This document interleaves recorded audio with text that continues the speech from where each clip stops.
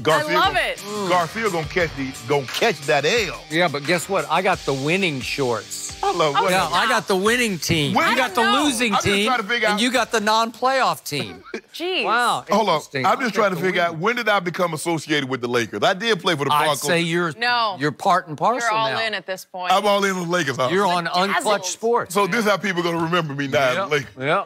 I want to know if you're going to actually work out in those.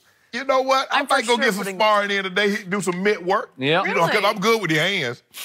I'm not sure I'm going to wear these in public. I think you should. Sure. With your jersey. With my jersey? Yeah, this could be a full I look. might I don't want to IG see those it, in but the I don't trash know. You're not- anytime guess soon what? if you're upset about it. Every time you put You them know on, what? These could become my lucky shorts next year. every hope time so. you put them on, y'all going to catch the L.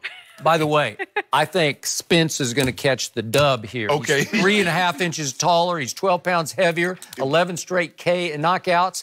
And This is his division. remember, This is his class. He's fighting in this building, Yeah. Jerry's Yeah. world, right? Yeah. And that's where the Cowboys always win, so he'll win there. Well, as long as he's not a Cowboy fan, he'll be just fine. Should be a great fight. Yep. We're looking forward to it. All right, let's go to the NFL. In the past week, the Steelers have moved on from both Antonio Brown and Le'Veon Bell. Former Pittsburgh tight end Jesse James is now in Detroit, and yesterday he was very blunt about the issues with the Steelers and their locker room. He said, quote, "I think things went out of control pretty fast at the end of the season." James even compared the team to the Kardashians. That's not very nice. Okay, Shannon, after all their moves, are the Steelers better or worse now? I believe they're worse. I get it, Skip, if these guys couldn't play and they was causing conflict in the locker room. But when you lose AB, 6 straight seasons in which he's caught at least 100 passes, 1,200 yards, average 8 touchdowns. Nobody in the history of the game has ever done that. Le'Veon Bell. Look, James Conner had an unbelievable season, especially given what he overcame. But he's not Le'Veon Bell. Le'Veon Bell, before he took last year off, was one of the 2 best backs in all of football. That's what's leaving that locker room. And you know why I say they're not going to be any better? Because the guy that's the worst leader, I believe, in the NFL is still there, and that's Ben Roethlisberger. They've done nothing about him but reward him with a new contract. They haven't yet, but they're about to. So he's still there. So, no, I do not believe that they're going to be a better team this year than they were last year.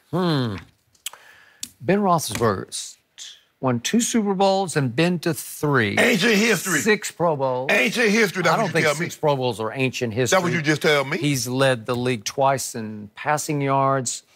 He was 3rd best last year, not ancient history, last year in QBR. He's 3rd in the league in QBR. Who's number 1? Wake me up when they lose Ben Roethlisberger, and then we can have this conversation. All those things, those 2 Super Bowls, been to 3, those 6 Pro Bowls, the 5,000-yard passing season.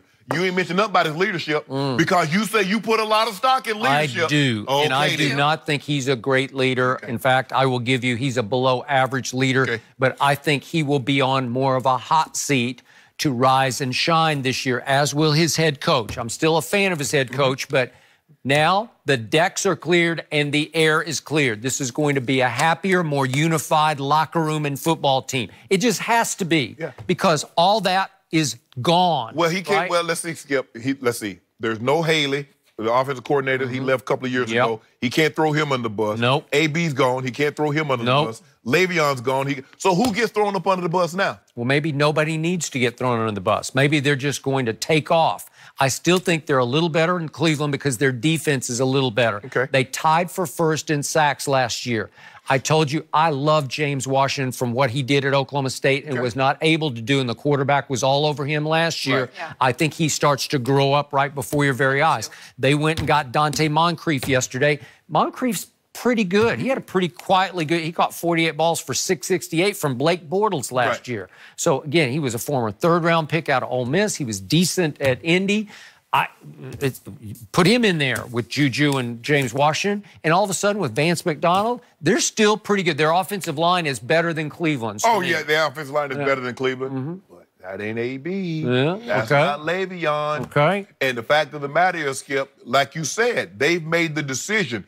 Everything is replaceable except what? Because these guys are so hard to come by. Remember how long they had to go between Terry Bradshaw and Ben Roethlisberger. They don't want another quarter century to pass. Okay, but Ben is still there. Yeah. So you're the one position you need. Terrible leader. Okay, he is, but he's not a terrible player. No. Not. And seriously, James Conner, you don't think that line loves to block for him? Yeah. More than it did for Le'Veon? But think about what you're saying. He's not a terrible player, but he's a terrible leader. Okay. Antonio Brown is not a terrible player, but he's a terrible teammate. You see, Jenny? You see how that worked? Okay. Okay, then.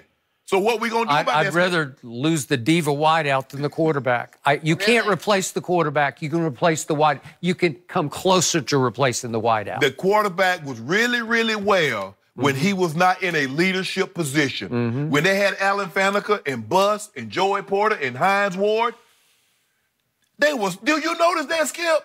And Coach Cowher ran that ship. Yep.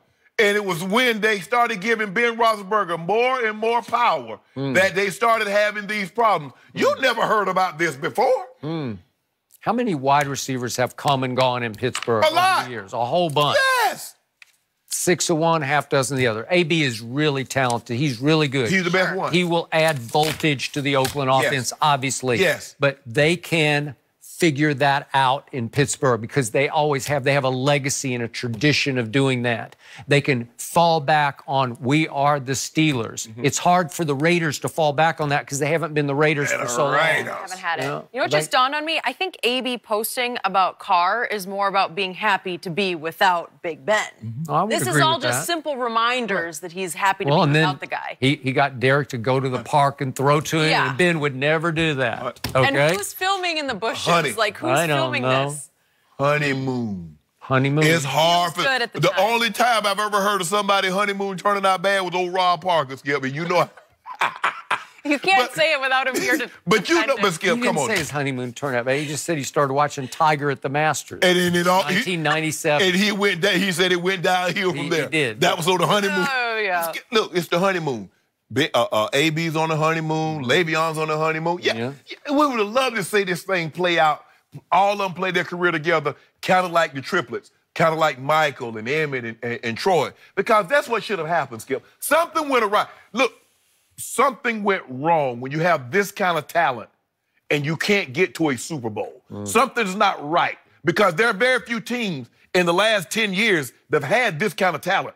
And with that offense, as you mentioned, that offensive line. Now, the defense left something to be desired, especially if they're back in. Yeah. But you're supposed to be able to overcome that.